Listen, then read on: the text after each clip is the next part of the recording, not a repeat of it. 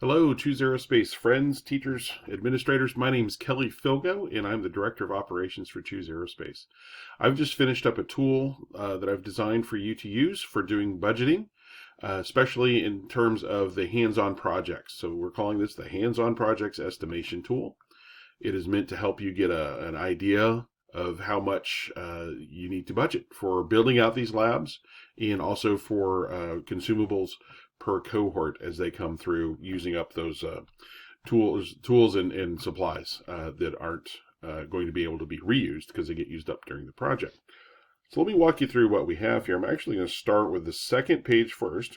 You'll notice these are locked with a password, so there's a lot of formulas going on in here, and I don't want you to accidentally delete something and break the whole thing. So let's take a look at the list. First, you can see we are broken down by project name and project number, so that correlates with your curriculum. So if you're doing skill stations for ground ops, you would be looking in this area right here, all the way to the right. And what we have is the course, the project name, project number. This is the actual item that you're going to be getting together. We've got a place where you could probably find that. And if it's on Amazon or at some other vendor, I've got a link for you. All you got to do is click that. It'll take you right to the page. We've got estimated costs as of this fall of 2023. So those, of course, are subject to change. It'll tell you how that is measured out. So like a rope for the knot tying project, it's about 30 cents a foot at Home Depot. Each person is going to be tying knots, needs 10 feet. So that's how that part works out. That's not a consumable item, right? We're going to be able to reuse those ropes every year or every time you teach that class. And then this is the blue shade tells you that this is an upfront expense that you shouldn't have to spend again unless you want to work in some sort of replacement cycle of that. But you know your students and you know best how to do that. So I didn't get into any kind of estimation on when it might need to be replaced. So that works for all the labs. Here's an example of a consumable, right? So we've got trash bags for doing a FOD walk, the foreign object debris and foreign object damage walk, where we go around and look for stuff. Well, bags are 15 cents. You'll probably need 10 of them every time you teach this class. It's $1.50. I'm trying to be really detailed so you can get as close an estimate as you can get for your planning needs.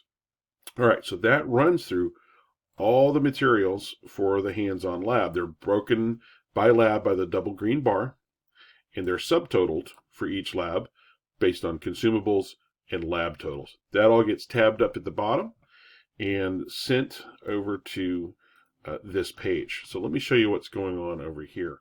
In red, those red numbers are the fields that you can input your specific needs, or you can even sort of estimate or guess, if I did a lab with 15 seats, what might that look like? If I did a lab with 10 seats, but I ran 2 sections, what would that look like? So let's do that as an experiment. Let's put in 15 seats in our lab.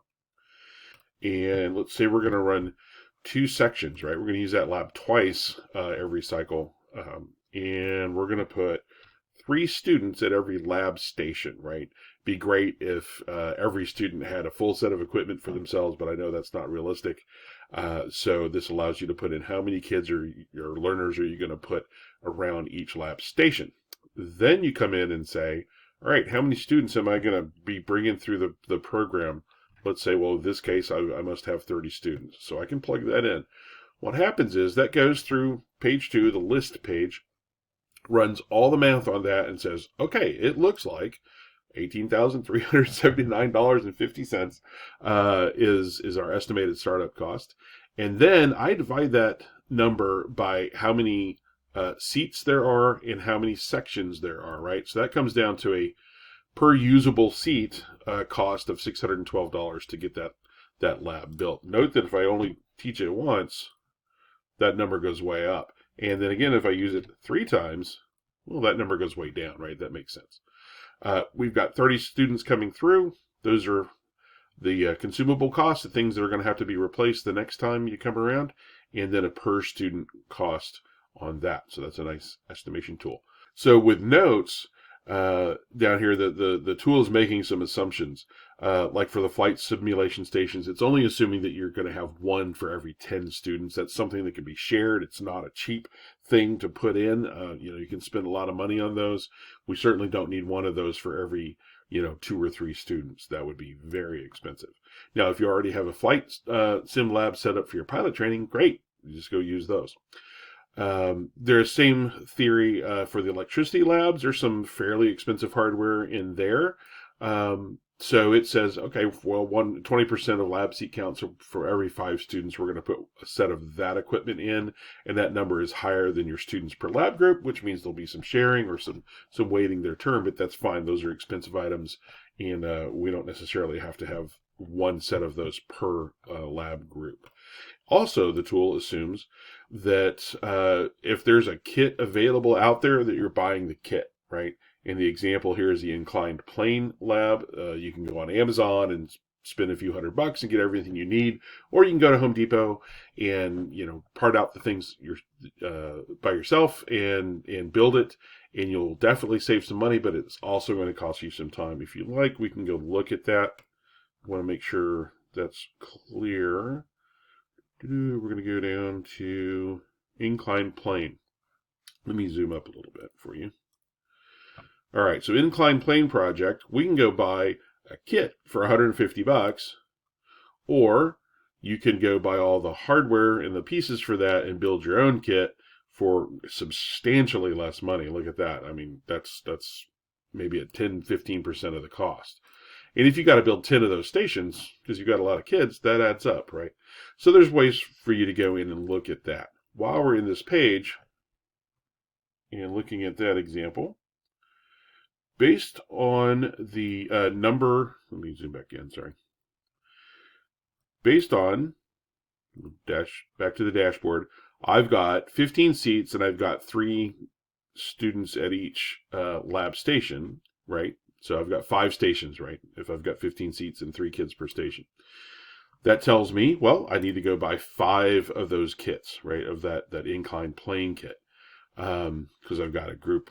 There it is right there, that number I put in. If I go change that on the first page, then this number will change. The math will work it out. It rounds it up to the next whole number and tells me how many I need to buy. So you can use this page as your shopping list. This will tell you, based on the parameters you set, how many of these things you need to get all the way down the list. So it's a pretty good tool. This is the first live version we're sending out. If you've got any suggestions or feedback, or if there's a bug, please let me know about that. You can just email me directly at kelly@chooseaerospace.org. All right. Gosh, I think that's it. I hope this proves useful to you, and I think it will be. I think it's going to be a handy tool for you. All right. Hey, y'all have a good day, and happy educating.